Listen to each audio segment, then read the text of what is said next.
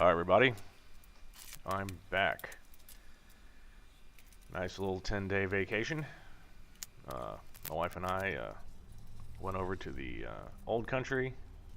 I say old country, none of my people are from there, or at least I don't know. We went over to Amsterdam for about 10 days, stayed with some old friends, had a couple of days down in Cologne, Germany. It was very nice. And now I'm back, and jet lagged. So here we are finishing up the flaps. When we last left, everything was done except for the very back skin and the trailing edge. So I left the trailing edge cleat-coat up, and after 10 days, that double-sided sticky tape is hard as rock. So I am back, and now starting with the trailing edge. All the rivets are in place, and I've put a piece of tape across all of them. No reason to have to reach underneath and put all the rivets in one by one. It's a pain in the ass. Might as well just do it all at once.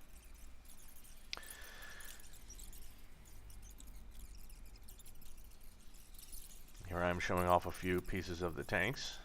Hint, that's the next piece we're doing. Anyway, gonna do a little back riveting here once I finish talking to people.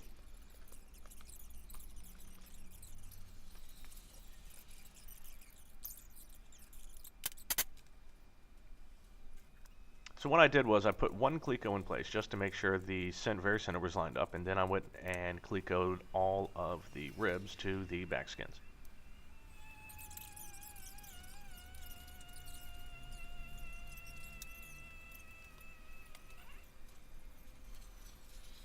And then I wander off again. It's November in San Francisco. It's starting to get cold. You can see I got my jacket on and it's not coming off. Europe was quite chilly. I'm still used to dealing in C. Let's see, Fahrenheit. It was probably low mid 50s every day. Now I'm back here and it's low 60s. Can't really complain. Oh geez. I had the camera set on top of a 12-pack of paper towels, and for some reason it just thought it needed to fall over. Anyway, so as always, I'm just doing the rivets every 10th one and doing them kind of randomly back and forth, making sure to stop every once in a while, pick it up, and make sure that the edge is straight. Now, I'm not accidentally warping anything.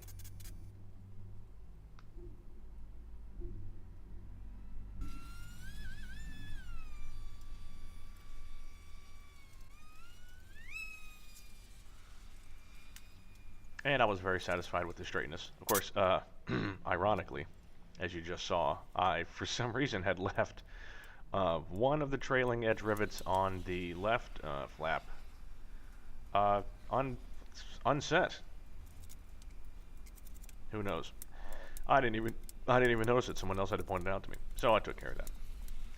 And now once the trailing edge is done, the only thing left to do is to drill out the rest of the holes between, or final drill the holes in the back skin and the ribs to a number 33. I didn't have a number 33. All I have is a number 34. And that's just about close enough. Seriously, it does fit. I did have to push a couple of the pop rivets in. I mean, they fit, and it's perfectly fine. I would actually prefer a tighter fit than to have loose pop rivets because you just don't really know just how tight that metal is together. Anyway, that does it for the flaps. There's some additional instructions about putting in the bushings, etc., but I'm not going to bother with that until it comes time to actually do some wing assembly. I mean, even with the flaps on, you know, it's kind of like putting the trim tab on the elevator. There's no point in putting it on there because it'll just flap about unless you have it connected. So, which I do. You can actually kind of see it in the corner behind me there. It's very small, but I have it just connected up with a piece of safety wire. Oh wait, that's right. Still have to do the edges. And I actually had to use pop rivets in the very top. Anyway, so those are the flaps. In our next videos, we're going to start taking on the fuel tank. So see you soon.